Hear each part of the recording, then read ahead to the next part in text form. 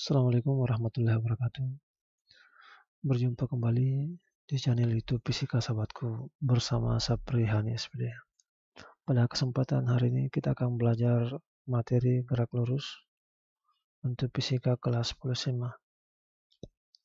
Adapun kompetensi dasar yang ingin kita cari pada hari ini yaitu menganalisis besaran-besaran fisis pada gerak lurus dengan kecepatan tetap atau konstan dan gerak lurus dengan percepatan tetap atau konstan berikut penerapannya dalam kehidupan sehari-hari, misalnya keselamatan berlalu lintas. Adapun indikator pencapaian kompetensi,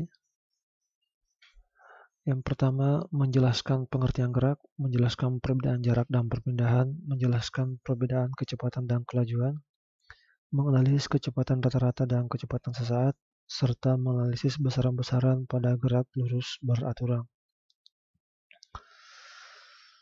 Nah, pada konsep besaran gerak lurus, adapun konsep besaran-besaran pada gerak lurus yang pertama adalah jarak dan perpindahan, kemudian selanjutnya kecepatan dan kelajuan dan kecepatan rata-rata, kelajuan dan kecepatan sesaat, serta konsep gerak lurus. Oke, baik, sebelum kita lanjutkan materi kita, saya ingin tunjukkan kepada kalian beberapa gambar balapan motor, di mana pada lomba balapan motor ini banyak pelajaran fisika, terutama untuk materi gerak kita bisa pelajari dalamnya. Yang pertama misalnya adalah pada balapan itu terdapat satu lintasan yang dilalui oleh para pembalap dengan jarak tertentu. Kemudian pembalap juga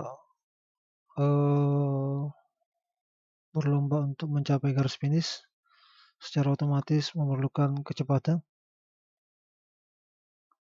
Jadi ada jarak, kecepatan, serta waktu yang dibutuhkan untuk mencapai garis finish. Nah, ini kita lihat pembalap yang sudah mencapai garis finish. Jadi banyak pelajaran yang bisa kita ambil dari lomba balapan motor ini, terutama untuk pelajaran gerak. Oke, baik. Selanjutnya kita masuk ke pengertian gerak.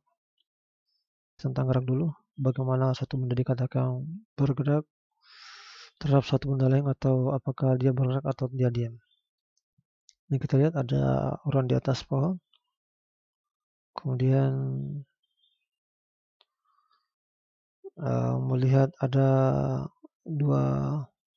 ada motor dengan perahu di depannya melintas.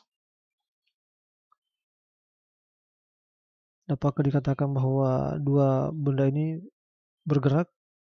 Jadi menurut orang yang di atas pohon ini mengatakan bahwa perahu dan motor dua-duanya bergerak. Kenapa? Karena pada video terlihat bahwa jarak pada posisi pertama sampai dia berpindah itu posisinya berubah atau jaraknya berubah. Sedangkan menurut orang di atas perahu melihat bahwa pengendara motor ini tidak bergerak. Kenapa? Karena tidak ada perubahan jarak dari awal sampai akhir. Artinya jarak antara kedua pengendara ini tetap. Jadi pengertian gerak di sini dikatakan bahwa gerak suatu benda. Jadi suatu benda dikatakan bergerak apabila terjadi perubahan posisi antara kedua benda tersebut. Nah, ilmu mempelajari tentang gerak tanpa memperhatikan penyebab gerak tersebut disebut dengan kinematika. Sedangkan sebaliknya, ilmu yang mempelajari tentang gerak dengan memperhatikan apa yang menjadi penyebab gerak itu disebut dengan dinamika. Nah, saya ulangi bahwa suatu benda dikatakan bergerak terhadap suatu titik acuan atau terhadap benda lain jika jarak antara kedua benda itu berubah. Nah, kita lihat tadi tentunya sudah jelas bahwa orang di atas pohon mengatakan bahwa motor itu bergerak, perahu itu bergerak karena terjadi perubahan posisi jarak antara keduanya berubah. Nah, gerak satu benda bersifat relatif. Artinya bahwa benda itu dikatakan diam atau bergerak tergantung pada pengamat dan titik acuan yang dipergunakan. Jadi bisa saja benda yang diam dikatakan bergerak, dan benda yang bergerak bisa juga dikatakan diam, tergantung di mana titik acuan pada pengamatnya. Misalnya, sebagai contoh, kalau sudah jelas tadi, sepeda motor yang bergerak dikatakan diam karena menurut orang di perahu tidak ada perubahan posisi dan keduanya tidak terjadi perubahan jarak. Makanya orang di perahu mengatakan bahwa orang di atas motor tadi tidak bergerak. Sedangkan benda yang diam, misalnya spidol di atas meja, yang diam itu bisa juga dikatakan bergerak, tergantung pada titik acuannya. Jika kita melihat spidol di atas meja, kita berdiri di depannya, mengatakan bahwa spidol itu diam. Tetapi jika kita melihat spidol itu dari luar angkasa, kita mengatakan bahwa spidol itu diam, spidol itu bergerak, spidol itu bergerak. Jangankan spidol, bahkan gedung pun, bumi ini pun bergerak, berputar. Tapi acuannya kita atau pengamatnya kita berada di luar ruang angkasa yang tidak dipengaruhi oleh gaya gravitasi bumi. Oke, lanjut ke konsep berikutnya, itu jarak dan perpindahan. Apa itu jarak dan apa itu perpindahan? Oke, kita lihat ada benda yang bergerak dari A ke B, mana A berjarak 3 meter, dari B ke C berjarak 4 meter. Jadi bendanya bergerak dari A ke B ke C. Nah, apa yang dimaksud dengan jarak? Apa yang dimaksud dengan perpindahan? Jarak adalah panjang lintasan yang ditempuh. Nah, panjang ditempuh dalam selang waktu tertentu. Sedangkan perpindahan adalah perubahan posisi suatu benda dalam selang waktu tertentu juga. Nah, kita lihat pada contoh di atas, ada benda bergerak dari A ke B ke C, masing-masing berjarak 3 dan 4 meter. Kira-kira berapa jaraknya dan berapa perpindahannya? Nah, jarak adalah panjang yang lintasan yang ditempuh dalam selang tertentu. Jadi dihitung keseluruhan. eh, jarak yang ditempuh dari sini, dari A ke B ke C, jumlahnya adalah 7, 3 tambah 4. Sedangkan perpindahan, dengan melihat gambar di atas, jadi kita hitung perpindahannya ini hanya melihat posisi awal dan posisi akhirnya saja. Dari A ke C berapa jaraknya. Dengan menggunakan teorema Pythagoras, kita lihat bahwa jarak dari A ke C itu adalah AB pangkat 2 tambah BC pangkat 2 akar. Diakarkan 3 pangkat 2, jadi jarak C 3 pangkat 2, kemudian dari B ke C 4 pangkat 2, berarti 9. 9 tambah 16 sama dengan 25. Akar 25 sama dengan 5 meter. Jadi perpindahannya 5 meter dan jaraknya adalah 7 meter. Selanjutnya kita masuk ke konsep kelajuan dan kecepatan. Apa itu kelajuan dengan kecepatan?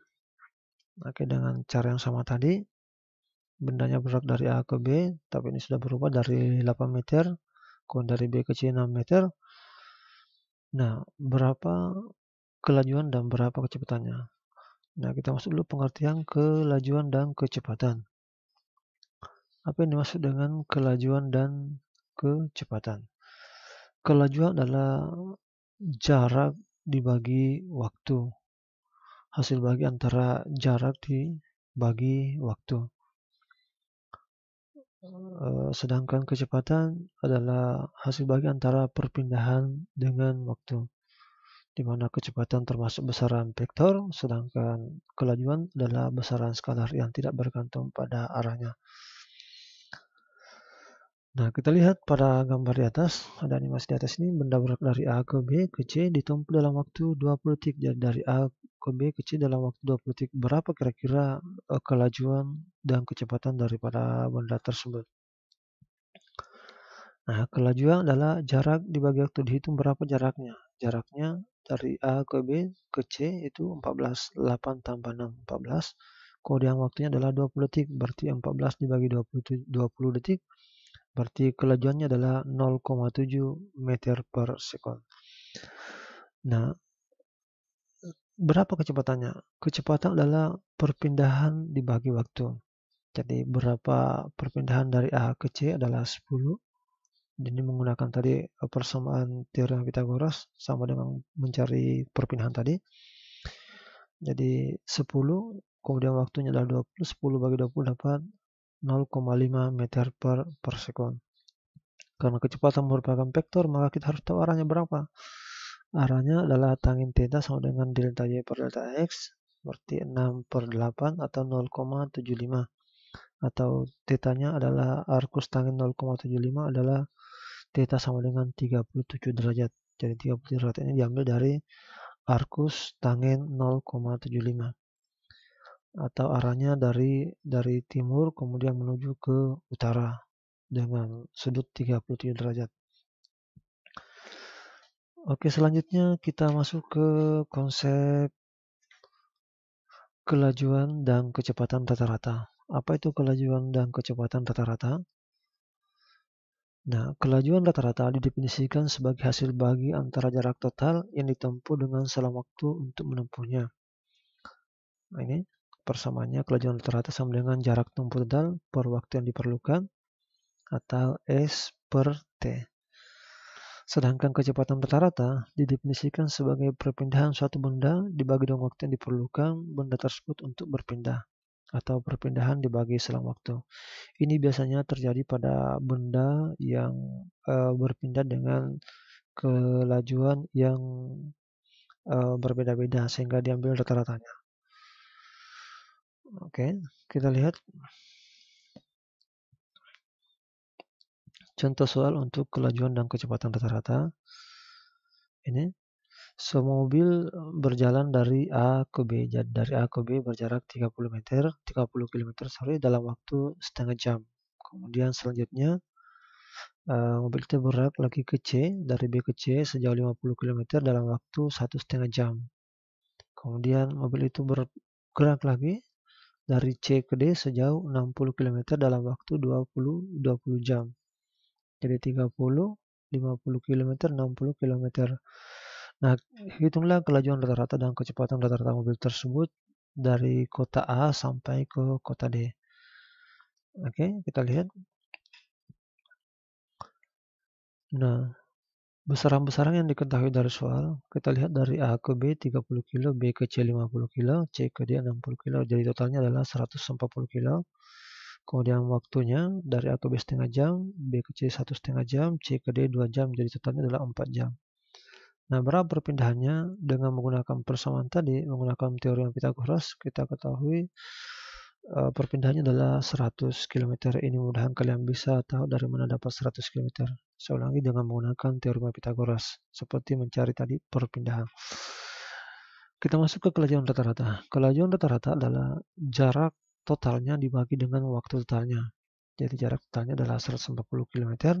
Kemudian waktunya adalah 4 jam. Jadi 110 bagi 4 dapat 35 km per jam. Ini kemudian bisa juga dirubah dalam satuan meter per sekon. Ini kita rubah. Kilometernya rubah dengan jam. Apa meter? 35 km berarti 35.000 meter. Kemudian 1 jamnya dirubah menjadi 3.600 sekon. Atau hasilnya adalah 9,7 meter per sekon. Kelajuan rata-ratanya. Sedangkan kecepatan rata-rata adalah perpindahan bagi waktu 100, perpindahannya 100 km bagi 4 atau 25 km per jam dirubah lagi ke meter per sekon. 25 kilo dikali 1000, 25.000, 1 jam dirubah ke sekon jadi 3.600 atau 6,9 saya bulatkan menjadi 7 meter per sekon. Arahnya delta Y per delta X 60/80 atau 0,75 atau arahnya adalah theta sama dengan 37 derajat. Jadi arah kecepatan rata-rata sebesar 37 derajat menuju ke selatan. Selanjutnya kelajuan dan kecepatan sesaat. Nah, apa itu kelajuan sesaat dan kecepatan sesaat? Kelajuan sesaat adalah kelajuan pada suatu saat tertentu yang sangat pendek, di mana sedangkan kecepatan sesaat adalah kecepatan pada suatu saat tertentu atau di mana kecepatan kelajuan sesaat di mana 5 mendekati 0 delta T per delta X per delta T, untuk delta T mendekati 0. Kelajuan atau kecepatan saat berlaku untuk delta T mendekati 0. Umumnya konsep kelajuan dan kecepatan sesaat digunakan pada kejadian yang membutuhkan waktu yang sangat pendek. Misalnya kelajuan yang tertera pada speedometer. Kita lanjut ke gerak lurus beraturan. Apa itu gerak lurus beraturan? Nah, gerak lurus beraturan adalah gerak suatu benda yang lintasannya berupa gerak lurus yang memiliki kecepatan tetap. Artinya, kecepatan tetap itu memiliki besar dan arah kecepatan yang tidak berubah. Oke, kita perhatikan gambarnya di atas. Ada sebuah mobil bergerak dari A ke B, kemudian ke C. Oke, dikatakan gerak lurus beraturan karena menempuh lintasan yang lurus dengan kelajuan atau kecepatan yang tetap. Dari A ke B memiliki waktu tempuh yang sama. Kemudian dari B ke C juga menempuh jarak dan waktu yang sama, sehingga kecepatannya tetap. Nah, pada gerak lurus beraturan, itu percepatannya juga sama dengan 0. Oke, percepatannya sama 0, di mana kecepatan berbanding lurus dengan perpindahan dan berbanding terbalik dengan waktu. Nah, ini grafiknya kita lihat. Grafik posisi terhadap waktu, ini grafik untuk gerak lurus beraturan. Ini. Kemudian untuk kecepatan konstan ini grafiknya.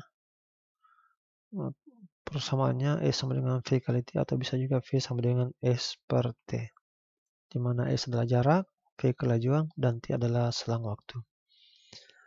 Oke, kita lihat contoh soal. Contoh soal untuk gerak lurus beraturan. Gali dan Ratna berpisah pada jarak 10 meter. Ratna bergerak dengan kecepatan 5 meter per sekon. Ini bergerak duluan Ratna ini. Kemudian Gali mengejar di belakang dengan kecepatan 7 meter per sekon. Kapan dan di mana mereka akan sejajar? Oke, kita lihat.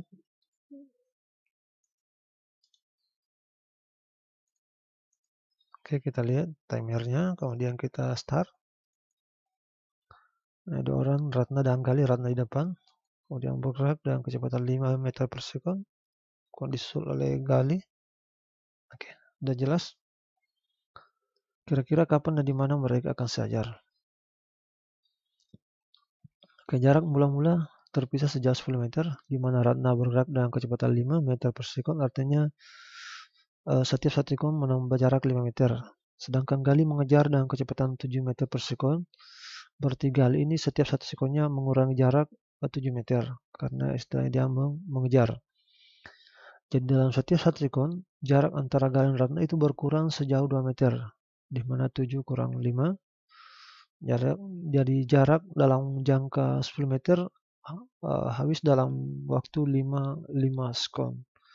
Jadi karena terpisah sejauh 10 meter, maka dia perlu waktu sekitar 5 sekon untuk memburu tadi Ratna. Artinya mereka sejajar setelah 5 sekon.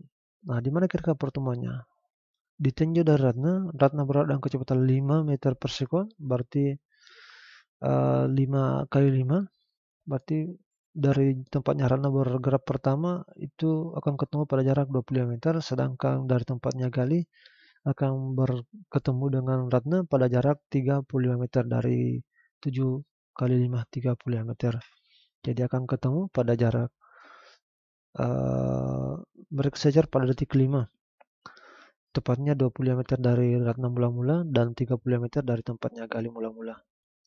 Ini penyelesaian soal gerak lurus beraturan hanya menggunakan secara logika, belum menggunakan konsep fisikanya. Nah,